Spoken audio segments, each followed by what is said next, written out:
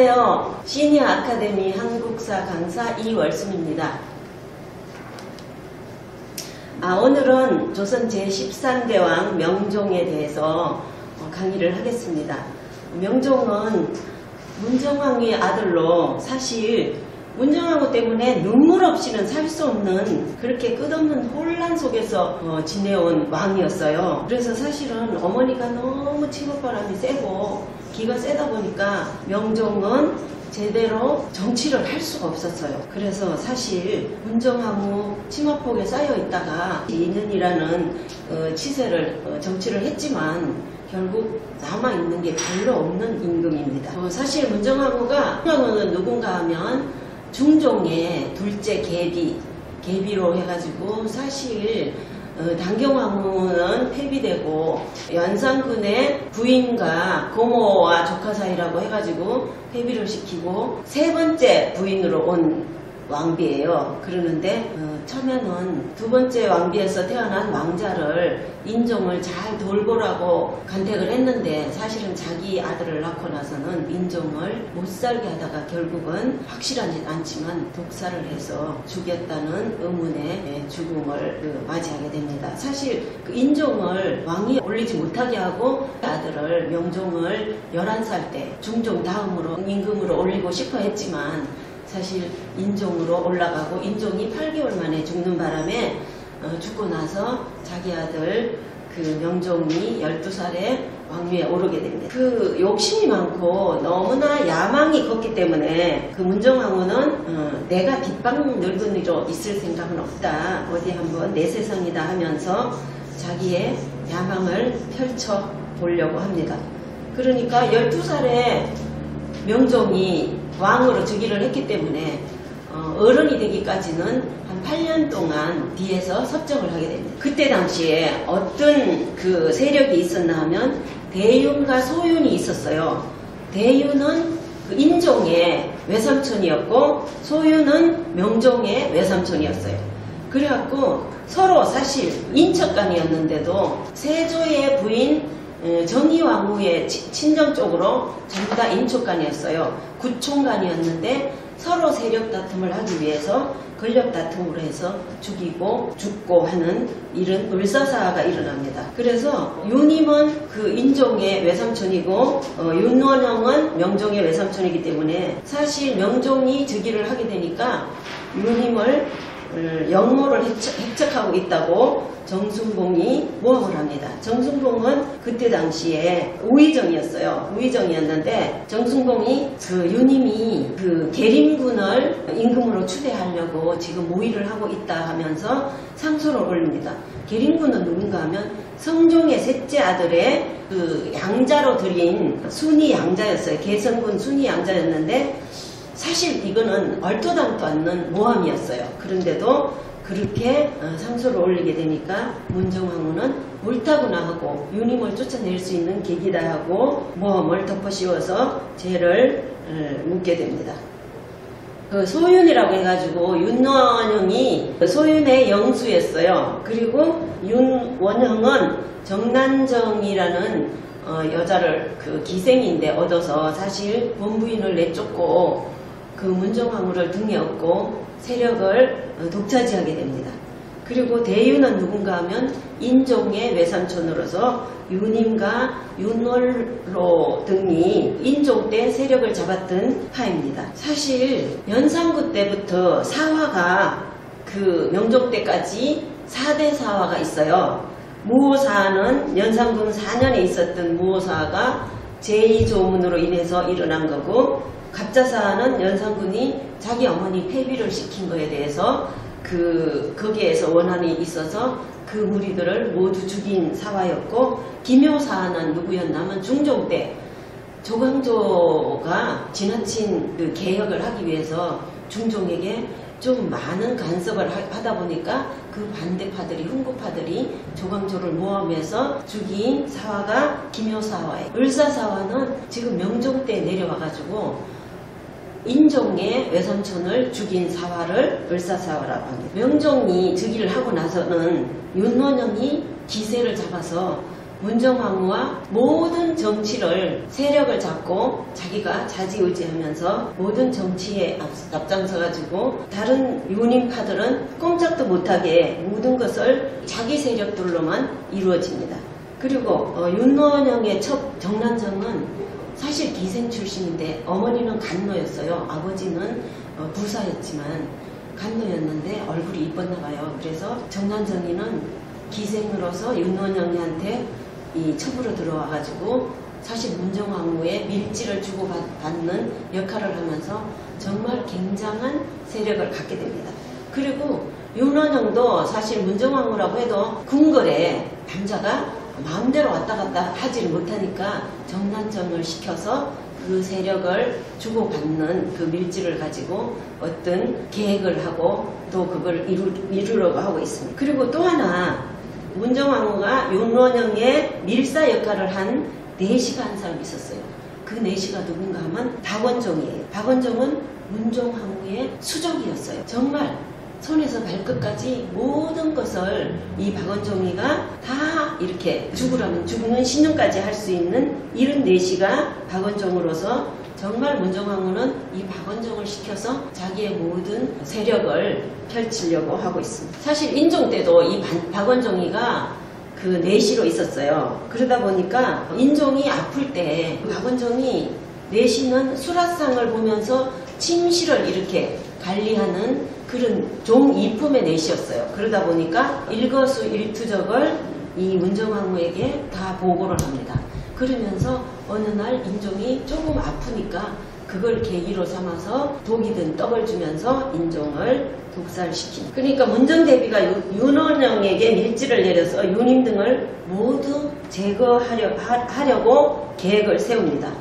윤원영이 윤임과의 그 구총관이지만은 같은 친척인데도 이 정치나 권력 앞에서는 형제간에도 권력을 나누지 않는다는 말이 있듯이 이 권력을 나누지를 못하고 서로 차지하려고 쟁탈전을 벌이고 있습니다. 그래서 문정왕후가 윤원영 등 소윤의 실세들은 중종 즉위 초에는 자신들이 일으킨 을사사화를 윤인과 유인숙 등이 일으킨 반역사건이라고 반역을 했기 때문에 자기네가 그렇게 윤임을 죽였다고 이렇게 덮어씌우는 그 모함을 하고 있습니다. 그리고 인종이 사망할 때 모셨던 것을 구실 잡아서 명종이 즉위하면서 문정왕후와 윤원영은 곧장 윤임을 기양 보내서 사사시킵니다. 인종이 즉위했을 때는 윤임이 정말 활개를 펴고 자기 세상이다 싶어서 자기 세력들이 굉장히 많이 등용을 시켰어요. 그래가지고 자기의 세력들이 곳곳에 이렇게 등용이 돼 있었지만은 명종이 즉위하고 나서는 이 윤임이 꼼짝을 못하고 그 모함에 빠져서 사살을 할 지경에 있었습니다. 그런 이유로 윤임이 죽으면서 많은 사람들이 죽었으니 윤임만 죽인 게 아니고 그 옆에 그 일파들을 모두 죽이는 사화가 을사사화예요. 을사사화에서 윤임과 유인숙 등과 함께 삼흉이 몰려가지고 그 종사를 모의했다는 제목으로 처벌받은 자가 그 자의정 유관이었어요. 유관은 사실 자의정으로 있으면서 굉장히 천민하고 충성을 하는 그런 신하였는데 윤임이 그 자의정 자리를 내치기 위해서 또 어떤 모함을 해야만 그 내칠 수가 있잖아요. 그러니까 없는 죄를 덮어씌워서 유관을 내치게 됩니다. 그런데 한 가지 그 설화가 있어요. 이거는 사실인 설화인데도 구전으로 내려오고 또 자료에도 있는 설화예요. 유관의 가솔과 또 하인들이 모두 정순봉의 집 종으로 가게 됐어요. 정순봉은 영의적이었고 유관은 자의정이었어요. 그런데 자의정을 내쫓기 위해서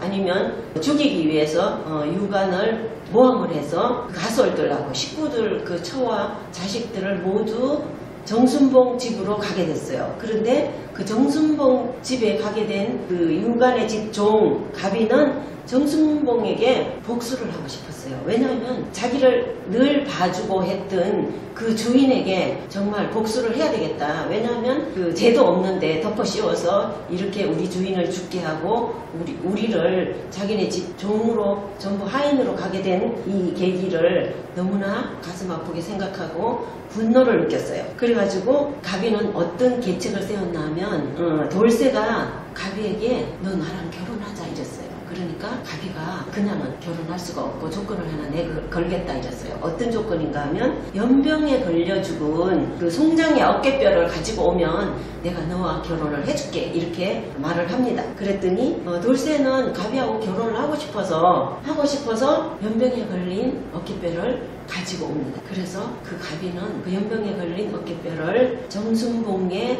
베개 속에다 넣어요. 그래서 사실 그게 우연인지는 몰라도 정순봉이 연병에 걸렸어. 연병은 사실 장질부사였거든요. 그런데 그 연병에 걸려가지고 죽었어요. 죽다 보니까 이거를 어떻게 알게 됐냐면 갑자기 정순봉이 죽다 보니까 이 식솔들이 어디 가서 점을 봤어요.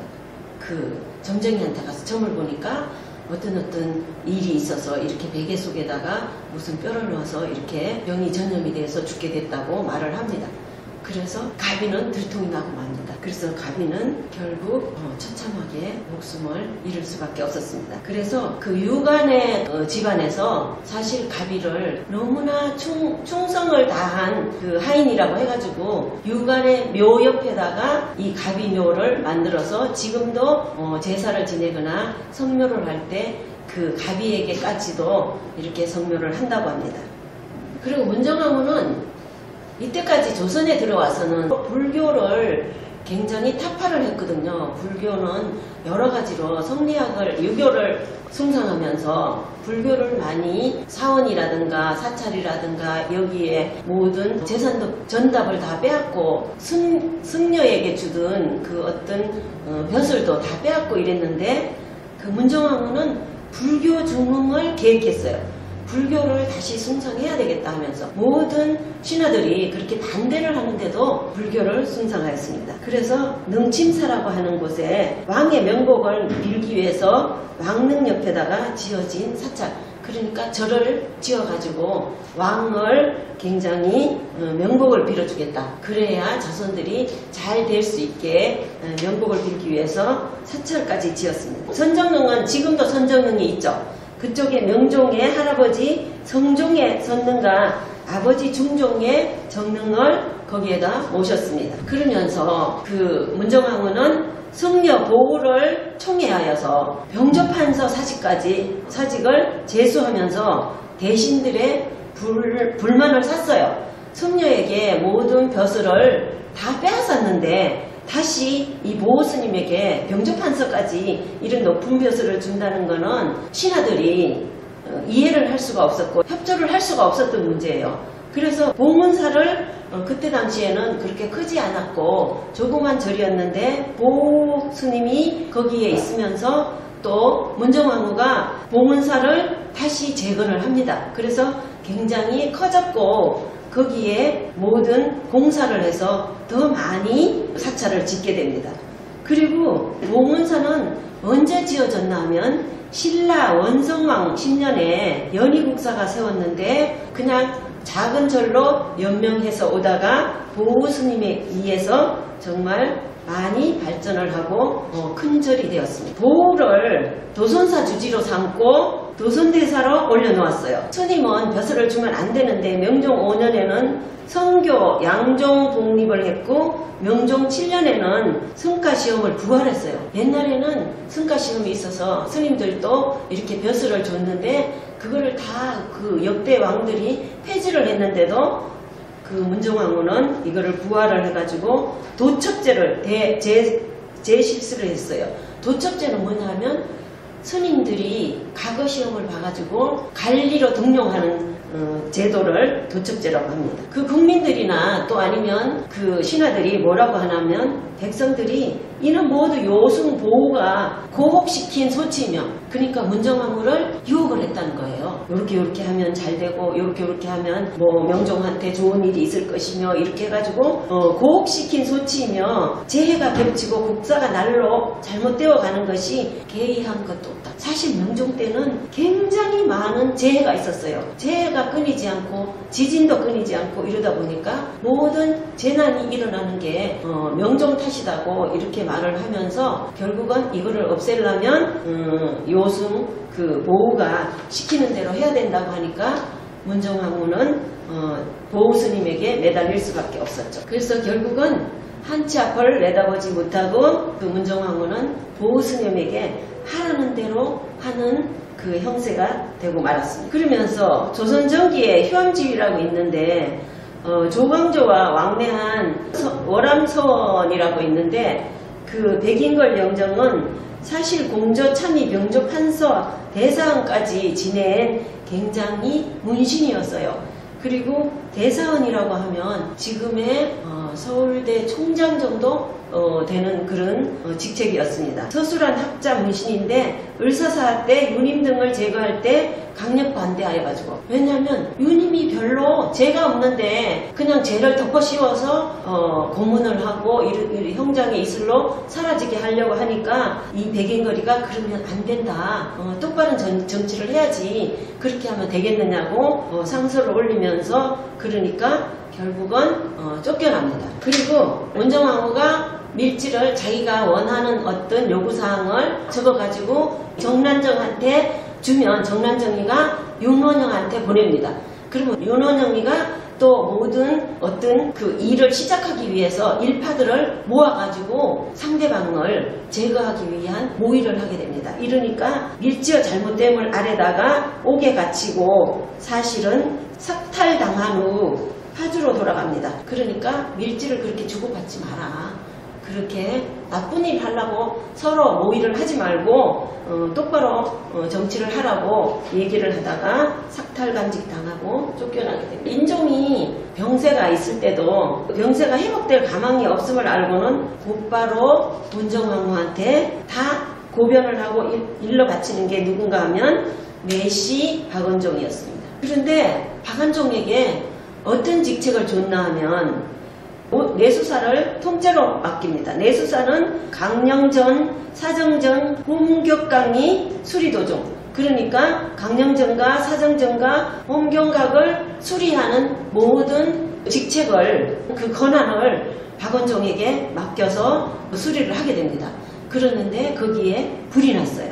불이 엄청 나가지고 거의 홀랑다타게 되었습니다. 그러는데 문정왕후는 이 내시 박원종을 질책하지 않고 그대로 둡니다. 때는 1547년으로 명종 2년 때 9월 18일 흥문각 부재학이 정은각이 무관이었던 선정각, 그러니까 정은각이 무관이었어요. 그런데 선정관 이노라는 자와 함께 겉봉이 봉합된 문서를 가지고 헐레벌쩍 승정원으로 막 뛰어와요. 아, 큰일 났어요. 방이 붙었는데 이거 뭔지 이거 한번 보세요 이러면서 쫓아 들어왔습니다. 그래서 이게 바로 양재역 벽서 사건이었어요. 양재역 벽서 사건에는 빨간 글씨로 해가지고 뭐가 붙어 있나 하면 여주 집정 자상 해가지고 여왕이 위에서 정권을 잡고 간신 이기 등이 아래에서 건세를 농간하고 있으며 또 나라가 장차 망할 것을 서서 기다릴 수 있게 되었다. 그러니까 어쩔 수 없이 나라가 서서히 망해가고 있다는 것을 서서 볼 수밖에 없다는 이 소리예요. 그러면서 어찌 한심하지 않는가 하는 것을 어떤 익명의 제보자가 이렇게 양재역에다가 벽서를 붙여놓습니다. 그러면서 정은각하고 이선은 뭐라고 하냐면 이거를 가져와가지고 아무래도 유님 일파들을 제거를 덜 해서 그 일파들이 아마 여기에다가 양재동에다 벽서를 붙인 것 같다. 그 일파들을 더 제거를 해야 될 것 같다고 아뢰입니다. 그 익명서이므로 믿을 수는 없다고 하지만 국가에 관계된 중대한 내용이고 인심이 이와 같다는 것을 알리고자 하여 이렇게 흉흉한 인심이 있다는 걸 알리고자 하여 이 양재동 벽서를 가지고 왔다고 말합니다. 그러니까 명종은 문제공서를 읽은 명종은 이것은 필시 뜻을 얻지 못하여 불만을 가진 자가 임금을 원망하려고 일으킨 소행이라고 말을 합니다. 그러니까 아무래도 불만을 가진 자가 나한테 불만을 가진 자가 있는 것 같다고 이렇게 명종은 얘기를 합니다. 그러니까 왕도 아닌 대비가 군주 노릇을 하고 있다고 비아냥대고 있는 것이며 이기등을 간신으로 규정하고 곧 나라가 망할 것이라는 내용도 당연히 놀랄 수밖에 없는 것입니다. 그러니까 얼마나 문정왕후가 가슴이 껌쩍했겠어요. 자기를 비난하는 글이 그 양재동 벽에 붙어 있었으니까. 그러면서 문정왕후가 윤원영 등 소윤의 실세들은 중종 즉위 초에 자신들이 일으킨 을사사를 윤인가 윤임숙 등이 일으킨 반역 사건이라고 일부러 그 이름을 붙였습니다. 그러니까 반역을 해서 그렇게 죽인 거지 그냥 모함을 한 게 아니라고 이렇게 자기 합리화를 했습니다. 벽서 사건을 일으켜 윤임의 사돈 및 그 일파 20명을 또 유배 보내게 됩니다. 그러니까 그 잔담들이 남아있기 때문에 아직도 이렇게 벽서 사건이 붙어 있을 수 있다. 이래서 그 잔담들을 또 유배를 보냅니다. 그 후 대권을 장악하고 이기를 반대한 자는 거의 숙청이 되었어요.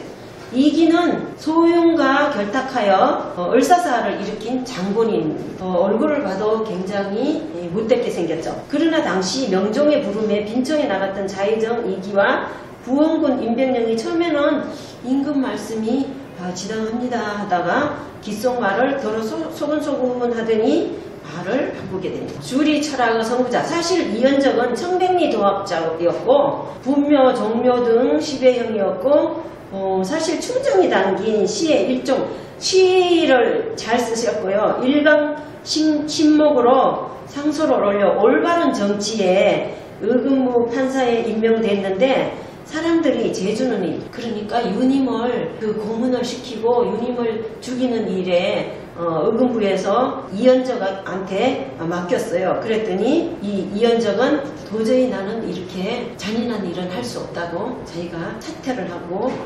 물러납니다. 이 무렵에 누가 있었냐면 동방의 주자 태계 이항, 성리학의 주자죠. 태계 이항은 유교를 받들고 또 기대승은 태계 이항의 제자였어요. 그리고 굉장히 나이 차이가 많았는데도 태계 이항과 무명의 청년이었지만 기대승은 굉장히 문신으로서 학자로서 굉장히 명성을 떨치던 학자였습니다. 그래서 두 분이 이 시대에 학문을 빛낸 인물이었어요. 그래서 두 분이 주고받은 서신, 또 뭐를 주장했냐면 사단과 칠정에 대해서 서로 주고받은 편지 내용이라든가 이 토론 내용이 나옵니다.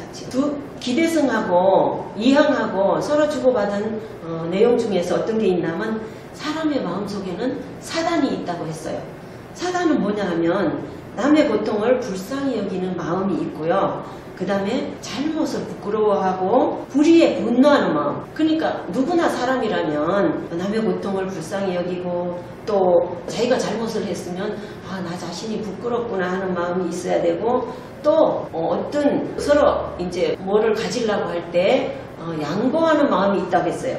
그리고 옳고 그름을 가리려는 마음. 그러니까 옳고 그름을 이거는 옳고 저거는 옳지 않다는 거를 서로 판단할 수 있는 마음이 있다고 하는 것을 사단이라고 했어요. 그리고 사람의 본성에는 이 네 가지가 있다고 이황이 말을 합니다. 그리고 기대승도 사실 이 사단과 칠정에 있어서는 둘이 똑같이 사람의 마음속에 있다고 말은 하지만 이황은 이 사단과 칠정이 두 마음이라고 했어요. 그런데 기대승은 사람의 마음속에 한 마음으로 두 가지가 있다고 얘기를 합니다. 칠정은 뭐냐고 하면 이건 굉장히 사단과 칠정은 조금 차원 높은 어떤 철학이라고 할 수 있죠. 칠정은 사람의 7가지 감정이에요. 감정은 희노애락이라고, 희노애구고 애오욕이에요. 희는 기쁨이고 노는 노여움이고 다음에 애는 슬플 애자라고 해가지고 슬픔이에요.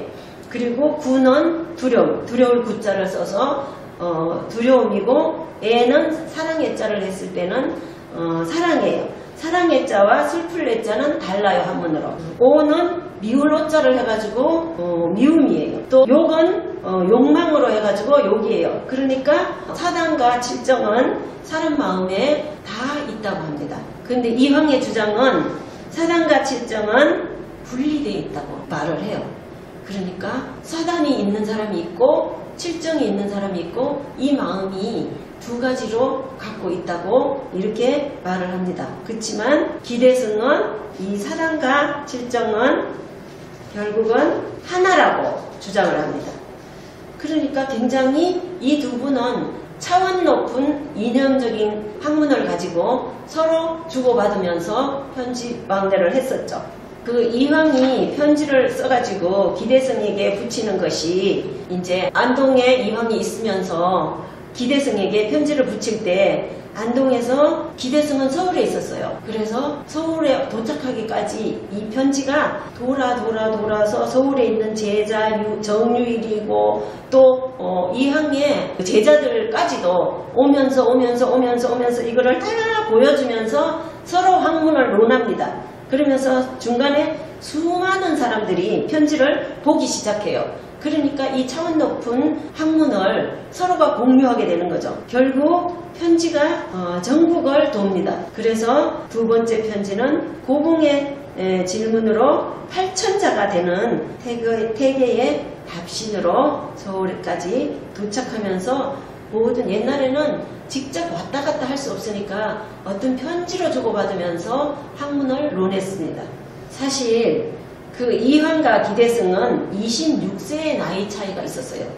그렇게 나이 차이가 많은데도 이 학문의 이념을 논한다는 것은 어떤 나이가 필요가 없었죠. 어떤 제한이 없었습니다. 그래서 두 분은 많은 편지를 주고받으면서 철학을 논했습니다. 그리고 을묘외번이라고 해갖고 이 당시에 또 뭐가 있었나 하면 외병이 엄청 또 쳐들어오게 됐어요. 사실 그 명종 때는 많은 사건들이 있었어요. 불사사화가 있었나 하면 또 뭐 뒤에 나오지만은 임꺽정에 또 도적대도 있었고 또 을묘외번이라고 해가지고 외병들이 쳐들어와서 뭐 온 조선을 헤집고 다니면서 많은 피해를 입힌 전쟁이 있었습니다. 1555년 5월에 전라도 해안가에서 전운이 감들기 시작했어요. 뭔가 외병들이 쳐들어올 것 같은 그 느낌이 막 있었어요. 왜구들이 무려 70여 척의 병선을 타고 전라도 해안가를 들어왔어요. 그리고 엄청 많은 내륙까지 들어와가지고 휩쓸면서 모든 재물을 빼앗고 불을 지르고 모든 그 사람들에게 피해를 입히고 하는 전쟁이 일어난 거예요. 그리고 정확히 알 수는 없지만 배에 70여 척인데 배에 얼마가 탔는지도 확실히 알 수가 없었어요. 적게는 50명에서 많게는 100명까지 탑승했다고 하니 사실 70척이 왔으니까 3천에서 7천에 달하는 상당한 사람들이 그 외병들이 왔다고 볼 수가 있죠. 사실 을묘외변 당시에는 그 맨날 그 이 조선에서 당파 싸움하고 아니면 또 서로가 세력 다툼하고 하느라고 국력 방어를 제대로 하지를 못했어요. 그러다 보니까 외구들이 전라도 영암의 해변가에 있는 달랑표로 침입해 오고 달랑표 방어를 맡게 된 가리표 첨사는 외구의 규모가 독자적으로는 너무 힘이 들어서 막을 수가 없다고 했어요. 그러니까 전라도 병마사에게 지원을 요청했어요. 그러니까 전라도 병마사 원적은 장흥부사 한원한테 요청하고 영암군수 이덕경과 함께 황급히 1천여 명의 병력을 끌고 달랑표로 출전을 했어요. 물론 1천여 명의 병력으로 수천이나 되는 왜구를 막는 것은 너무나 어려웠어요. 그래서 급히 중앙에도 지원을 요청하게 됩니다. 달랑표 함락 소식을 들은 조선 조정은 발칵 뒤집혔어요. 이거 어떻게 하면 좋을까? 막 이 조정에서는 맨날 누님 죽이고 그 일파 죽이고 이러느라고 문정왕후가 그 세력을 자기 권력을 독차지하기 위해서 급급했었는데 지금 외병들이 쳐들어오니까 어쩔 줄을 몰라 우왕좌왕 했습니다. 그래서 서둘러서 중앙에 있는 모든 군사들을 파병합니다. 그래서 도순철사 이중령과 병상 자병사 조왕구 좌우방어사 남치근과 김경석을 파견해가지고 있는 대로 모든 무신들을 장군들을 파병해가지고 이중경은 중앙군을 이끌고 내려와 나주를 거점으로 해가지고 왜구들을 토벌하게 됩니다.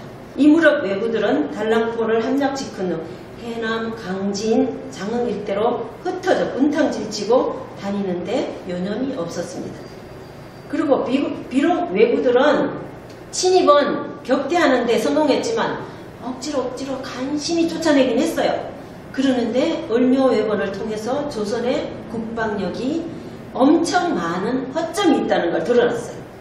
무엇보다 을묘외변과 같이 수천 명 규모의 침입이 있을 시에는 진간체제는 어떤가 하면 그때 세조가 구상을 한 진간체제는 이게 작은 병사들로 모여가지고 따로 이렇게 훈련을 해가지고 한 진간체제 한 군사가 나가서 싸우다가 또 만약에 무너지면 다른 그 병사들이 또 가서 싸우고 이러는 체제였는데 그 작은 병사로는 도저히 막을 수가 없었기 때문에 재승방략이라는 건 어떤 건가 하면 재승방략은 다 한테 모아서 지휘관이 한 사람으로 해서 그 지휘관의 명령 아래 한꺼번에 그 전쟁을 하는 거를 재승방략이라고 해요.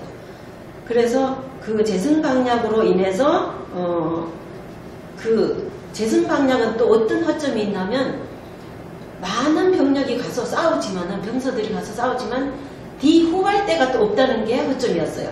그러니까 이 모든 것을 제대로 하려면 굉장히 병법을 새로이 또 짜야 할 상황이었습니다.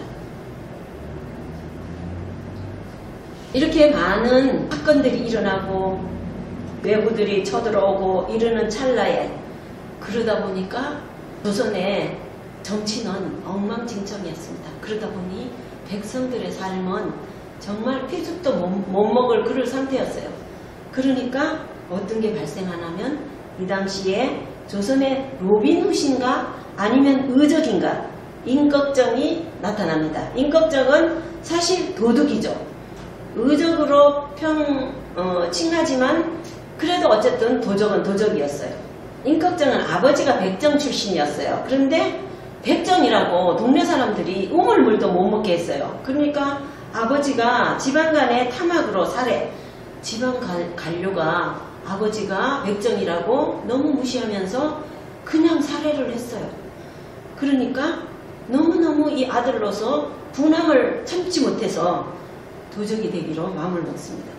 그리고 그때 당시에는 백정은 사람 취급을 하지 않았기 때문에 같은 우물물도 못 먹게 하고 같은 자리에 서지도 못하게 했어요. 그러니까 임꺽정이 그 사회가 사실 임꺽정을 그렇게 도적으로 만들지 않았나 생각을 합니다.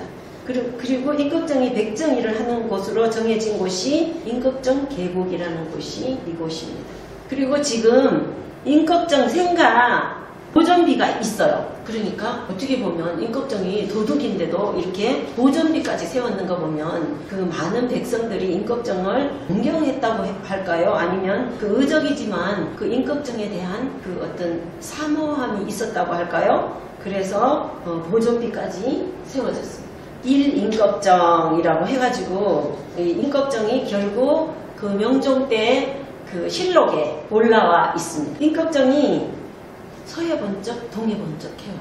어떻게 하냐면 그 어떤 도망을 갈 때도 임꺽정 무리들이 그 임꺽정 혼자서 하는 게 아니고 못 먹고 못 살고 학대받고 무시받던 백성들이 무지랭이들이 다 임꺽정에게 모여들기 시작합니다. 그래서 모여들어서 도망을 가면서도 신을 거꾸로 신어요. 옛날에는 집신 같은 걸 신었죠.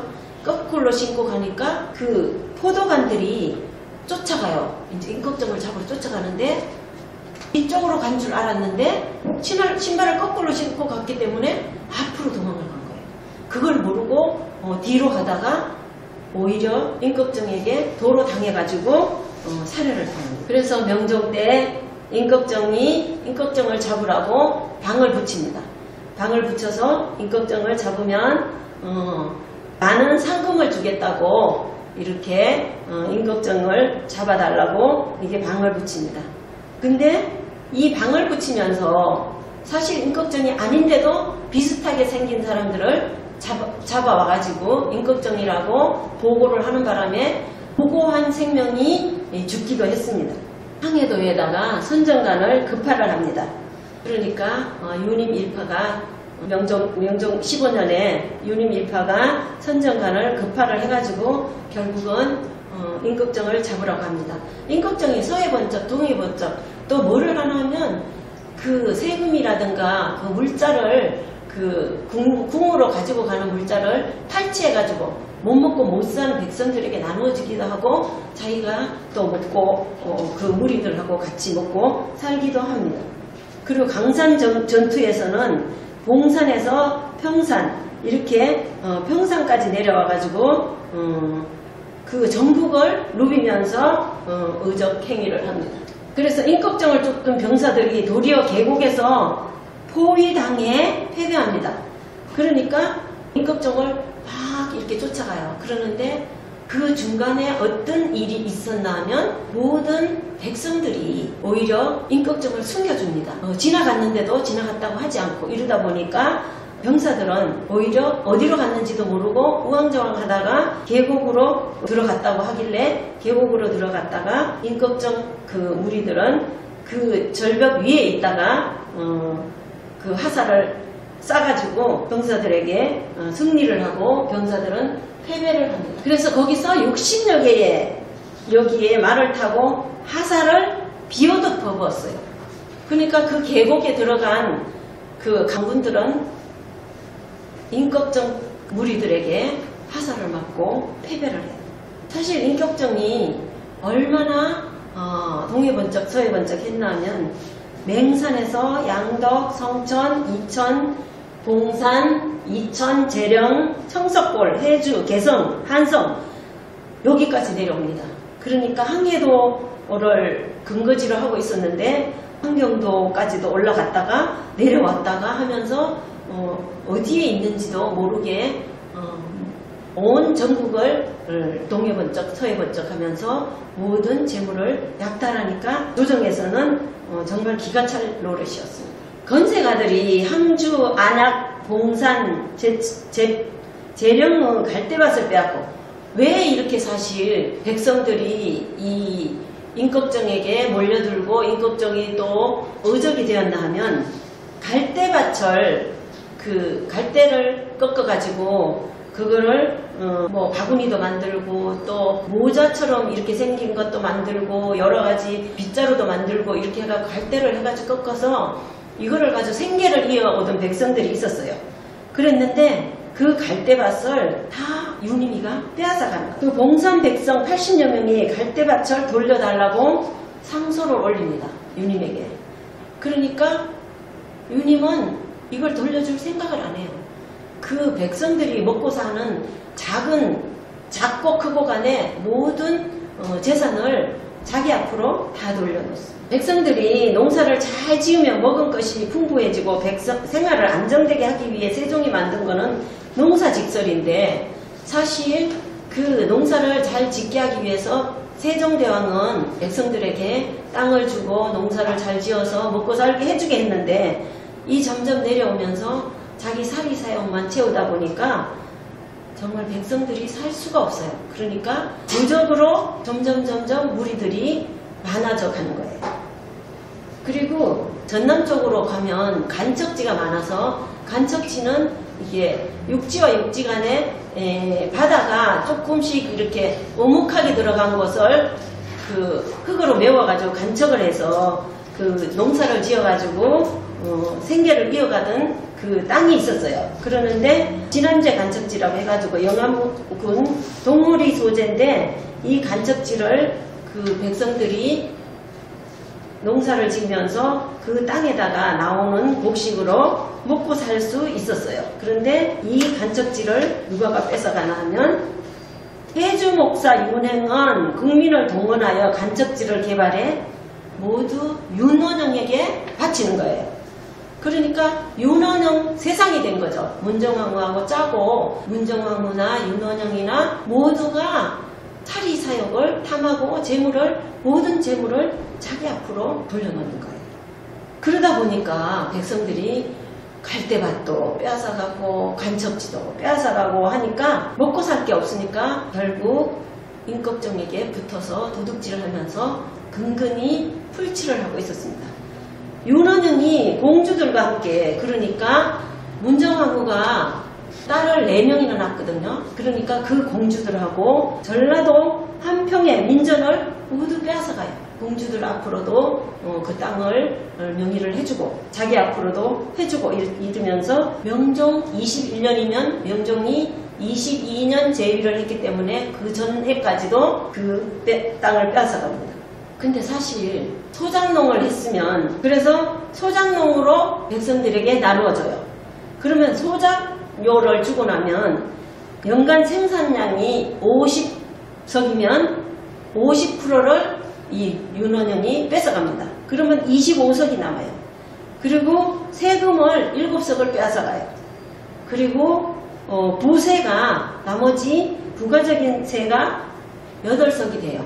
그리고 종자를 하기 위해서 5석을 놔둬야 돼요. 그리고 식량이 17석은 있어야 1년을 먹고 살아요. 그런데 그렇게 되면 마이너스 12석이 모자라요. 그러니까 소작농들은 이 땅을 아무리 붙여봐야 매년 빚만 지게 되지 남는 게 하나도 없었어요.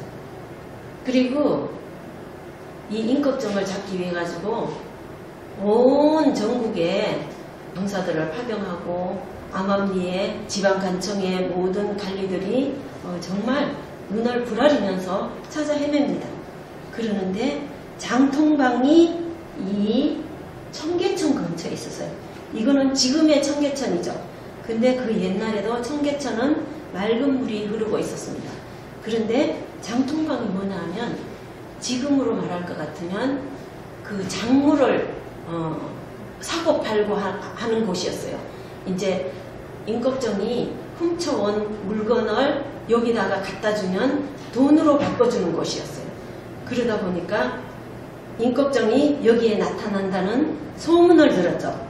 그러니까 장통방이 여기 있으니까 여기에 강군을 배치해가지고 이제 임꺽정을 잡으려고 숨어 있습니다. 또 흉폭한 도적들이 장통방에서 발각되자 여기서 장통방에서 임꺽정 부하가 발각이 됐어요.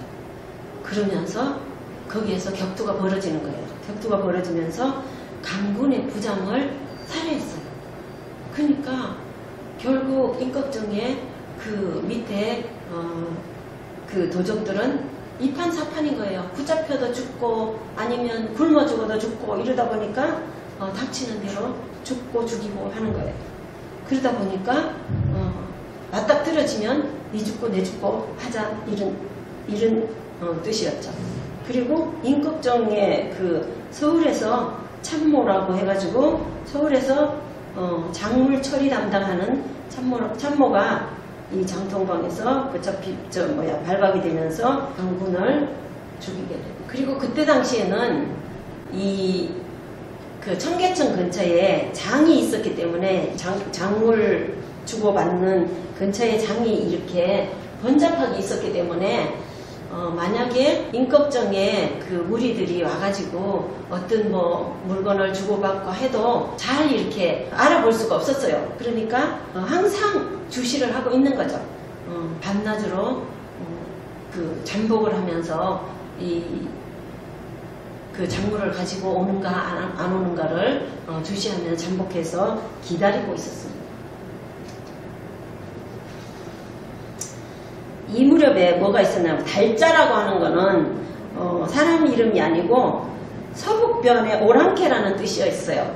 그러니까 달자는 중국 명나라에서 몽골족을 이르던 말인데 몽골 쪽을 비하해서 이르는 말이었어요.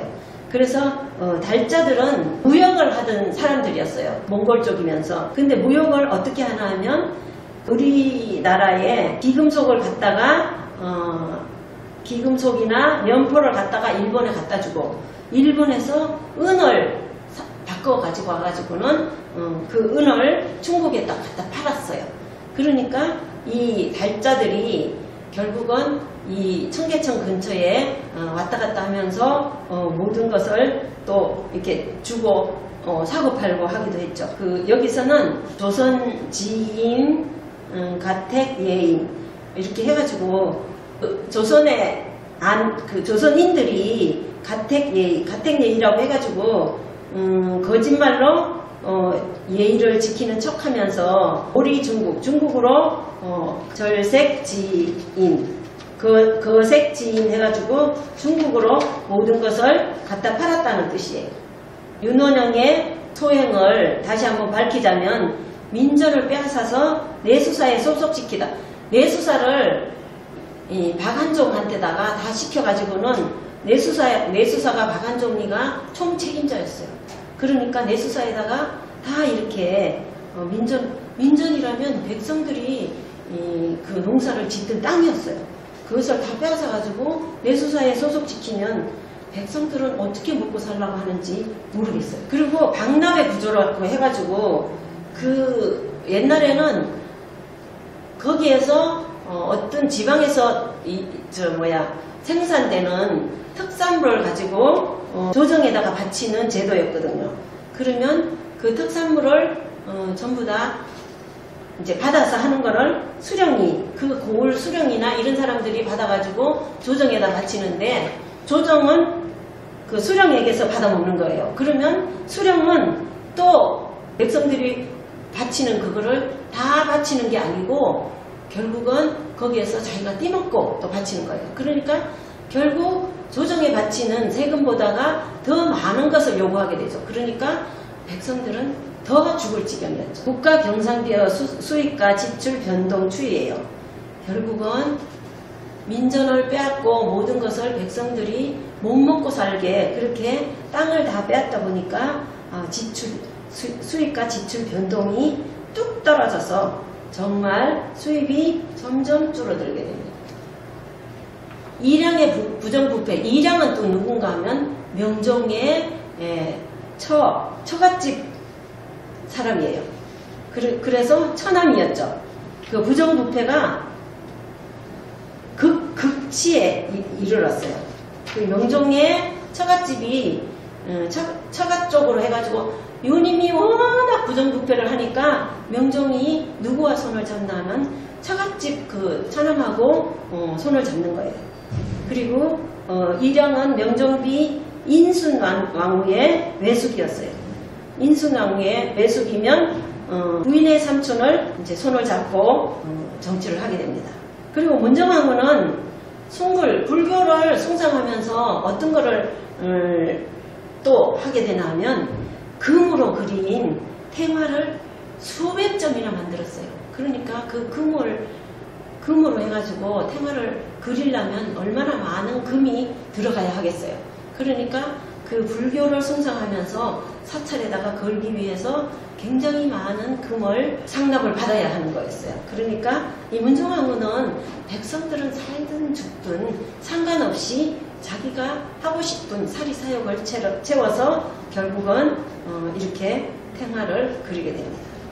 그리고 그 인구 변화도 사실 인구가 올랐다가 점점점 인구가 못 살게 되니까 굶어서 죽게 되고 또 어떤 난이 일어나서 죽게 되고 또 뭐 모함을 해서 죽게 되고 이러다 보니까 인구가 점점 급격히 줄어듭니다. 그리고 인걱정이 한성, 용인, 예천, 고산, 경주까지 내려갑니다. 그래서 결국은 그 인걱정은 그 작물애비가 잡혔는데도 인걱정은 잡히지 않았어요. 그래서 결국은 전국을 헤매고 다니면서 도둑질을 합니다. 결국은 부잣집에서 훔쳐다가 가난한 사람을 이렇게 나눠주고 또 세금 그 방납을 해갖고 수령이 그 조정에다가 싣고 가는 그 세금 마차를 훔쳐가지고 거기 그 재물을 훔쳐서 또 이렇게 굶주린 백성들 나눠주고 또 자기네도 먹고 살고 이랬기 때문에 그래서 의적이라는 걸 붙이지 않았나 싶습니다. 그리고 아정가 백성들이 도적과 내통해가지고 금방 이렇게 임꺽정이 지나갔는데도 사람들이 임꺽정 봤냐고 이렇게 그 강군이 물으면 못 봤다고 이렇게 임꺽정 편을 들어주는 거예요. 그러니까 잡을 수가 없었어요. 그러면서 오랫동안 3년 동안이나 이렇게 임꺽정은 의적질을 하면서 다녔습니다. 사실 임꺽정은 양주가 고향이었어요. 그래서 양주에서 자기가 태어난 곳이었고 양주 쪽에서 또 환경도 쪽으로도 왔다 갔다가 했지만은 자기가 놀던 곳, 자기가 못 잊을 곳이 이 양주 쪽이라고 나와 있습니다. 아마 철원부근 쪽 한탄강 쪽이 아닌가 싶어요. 굉장히 경치가 아름답고 수려한 곳이었습니다. 그리고 결국은 한경도 쪽에서 임꺽정이 붙잡히게 됩니다. 어떻게 붙잡혔냐면 강군한테 막 쫓겨가지고 어떤 시골 노인네 집으로 들어가요.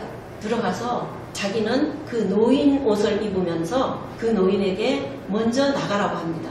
먼저 나가라고 하면서 임꺽정 자기 옷을 그 노인에게 줍니다. 그러니까 그 노인이 나가는 곳에 강군들이 따라가요. 그런데 임꺽정이 나와서 막 도망을 가는데 사실 그 노인이 결국 도적이다 소리를 질러요.